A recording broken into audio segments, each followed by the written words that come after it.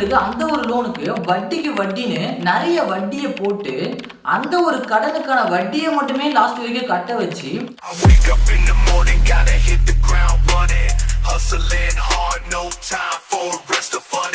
வணக்கம் தமிழ் மக்களே, நீங்க ஆன்லைன்ல லோன் வாங்கலான்னு இருக்கீங்களா? அப்படின்னாக்கா நான் சொல்ற இந்த ஒரு விஷயங்களை ஃபாலோ பண்ணுங்க.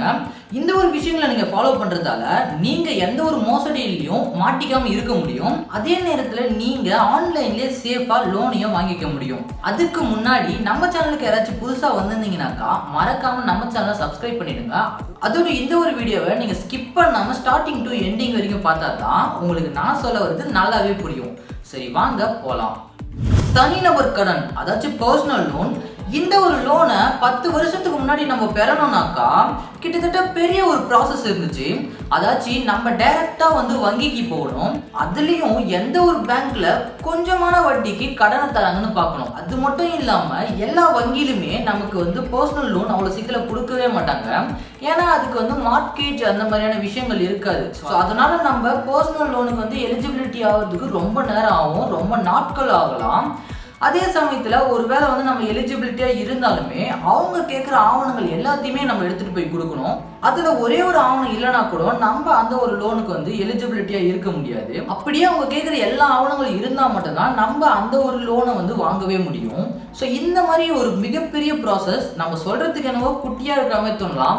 ஆனால் இந்த ஒரு ப்ராசஸ் நடக்கிறதுக்கு ரொம்ப நாட்கள் ஆகும். 3 மாதம் 4 மாதம் கூட இழுத்தடிப்பாங்க பேங்க்கில். அவ்வளோ சீக்கிரத்தில் நம்மளுக்கு லோன் கொடுத்துடவே மாட்டாங்க. ஆனா இப்போ அப்படி இல்லை. நம்மளுக்கு பர்சனல் லோன் வேணும்னாக்கா நம்ம ஆன்லைன்லயே அப்ளை பண்ணி நம்மளுடைய பர்சனல் லோனை வாங்கிக்க முடியும்.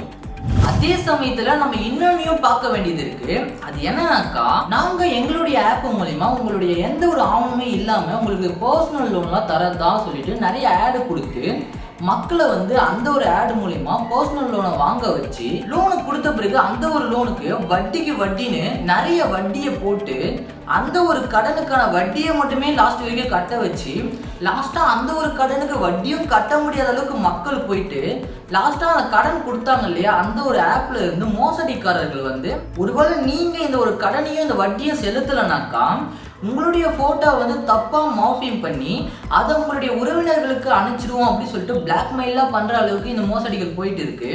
ஸோ இந்த மாதிரி பிளாக்மெயில் பண்றதால நிறைய பேர் போயிட்டு சூசைட்லாம் அட்டென்ட் பண்ணியிருக்காங்க.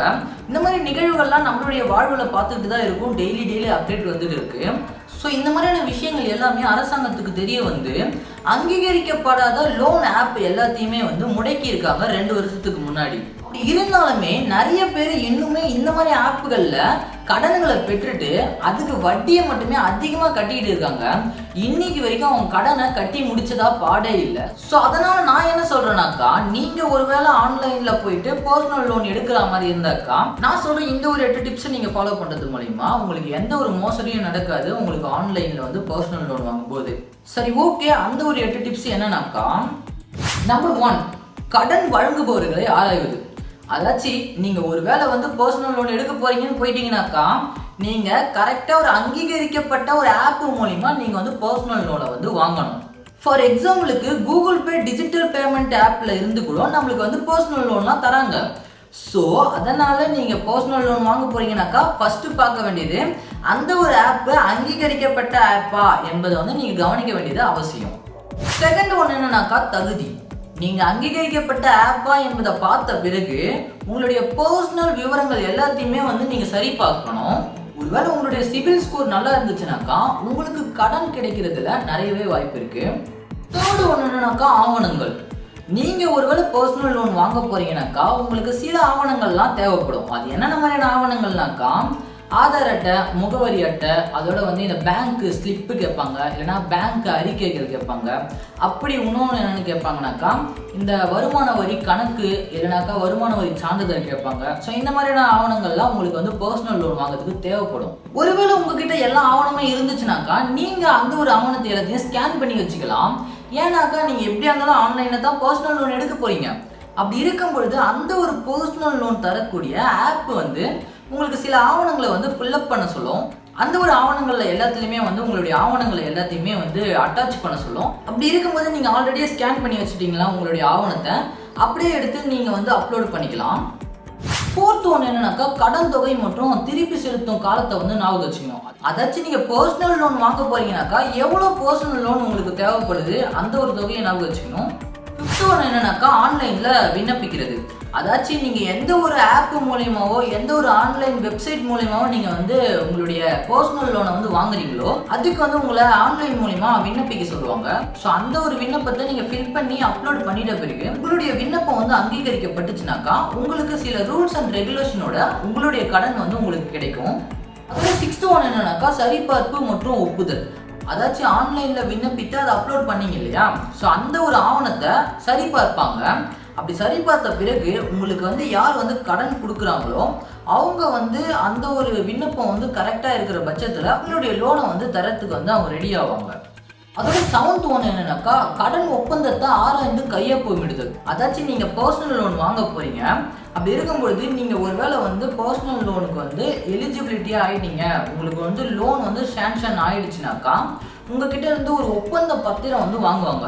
எதுக்காகனாக்கா நீங்கள் வந்து கடன் வந்து அவங்க கிட்ட இருந்து வாங்கியிருக்கீங்க, அதை வந்து எவ்வளோ நாட்களுக்குள்ளே நீங்கள் திருப்பி செலுத்தணும் அப்படின்ற விஷயங்கள்லாம் அந்த ஒரு பத்திரத்தில் இருக்கும். ஸோ அதனால் வந்து நீங்கள் வந்து ஆன்லைன் மூலிமா அந்த ஒரு பத்திரத்தை படித்து பார்த்துட்டு ஆன்லைன்லேயே நீங்கள் வந்து சைன் போடுற மாதிரி ஒரு ஃபீச்சரை வந்து கொண்டு வந்திருப்பாங்க.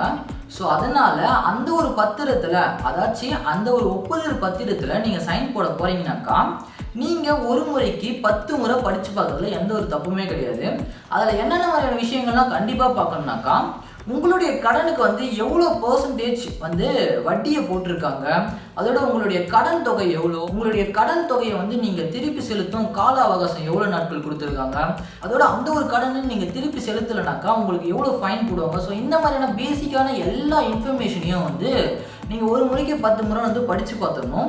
ஏன்னா ஒரு வேளை வந்து நாளைக்கு வந்து ஏதாச்சும் பிரச்சனை வருதுன்னா நீங்கள் இந்த ஒரு ஒப்பந்த பத்திரத்தில் வந்து கையெழுத்து போட்டிருக்கீங்க இல்லையா, ஸோ இதை வச்சு நீங்கள் வந்து அவங்கக்கிட்ட வந்து லீகலாக வந்து உங்களுடைய ஸ்டெப்பை எடுக்க முடியும்.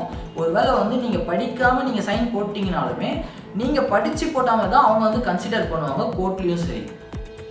எய்த்து ஒன் தான் கடன் பணம் வந்து உங்ககிட்ட வந்து வரும். அதாச்சும் நான் சொன்ன எல்லா விதிமுறையும் நீங்கள் பின்பற்றிக்கிட்டே வந்தீங்கன்னாக்கா லாஸ்ட்டாக உங்களுடைய கடன் வந்து உங்களுடைய பேங்க்கில் வந்து உங்களுக்கு வந்து யார் கடன் தராங்களோ அவங்களால சில நாட்களுக்குள்ள உங்களுடைய பேங்க்கில் வந்து அந்த ஒரு கடன் பணம் போடப்படும். ஓகேங்களா? சரி, ஓகே. இது வரைக்கும் நம்ம பர்சனல் லோன் எப்படி வாங்குறது, எப்படி வாங்கினாக்கா நம்ம மோசடிகள்லாம் சிக்காமல் ஆன்லைன்லேயே எப்படி சேஃபாக வாங்க முடியும் அப்படின்ற எல்லா மெத்தடையும் நம்ம பார்த்தோம். அதோட வந்து நீங்கள் பர்சனல் லோன் நீங்கள் எடுக்க போகிறீங்கனாக்கா எதுக்காக எடுக்கிறீங்க என்பது வந்து ரொம்ப ரொம்ப இம்பார்ட்டன்ட். ஃபார் எக்ஸாம்பிளுக்கு நீங்கள் வந்து ஒரு பிஸ்னஸ் ஸ்டார்ட் பண்ணுறதுக்காகவோ இல்லை படிக்கிறதுக்காகவோ இதெல்லாம் நீங்கள் எடுத்தீங்கன்னாக்கா உங்களுக்கு நாளைக்கு வந்து ஒரு ப்ராஃபிட் தரும் இந்த ஒரு கடனால். அதனால் நீங்கள் பர்சனல் லோன் எதுக்காக வாங்குறீங்க என்பதில் வந்து முதல்ல தெளிவாக இருக்கணும். ஏன்னா நீங்கள் பர்சனல் லோன் வாங்குறது வந்து நாளைக்கு நீங்கள் ரிட்டர்ன் வந்து உங்களுக்கு வந்து வட்டியோடு சேர்த்து கொடுக்கணும். அப்படி இருக்கும் பொழுது சும்மா எதுக்காக வாங்கிடக்கூடாது. ப்ராஃபிட் தராத ஒரு செயலுக்காக நம்ம வந்து எப்பவுமே நம்மளுடைய கடன் வாங்கவே கூடாது. நம்ம கடன் வாங்குறோம்னாக்கா அந்த ஒரு கடன் மூலமா நம்மளுடைய வாழ்க்கை வந்து மேலே போகணுமே தவிர எப்பவுமே கீழே போகக்கூடாது. ஓகே, இதை நல்லா மனசில் வச்சுக்கோங்க. அப்போ தான் உங்களுடைய கடனை வந்து உங்களால் வந்து ரிட்டர்ன் வந்து அவங்களுக்கு பே பண்ண முடியும்.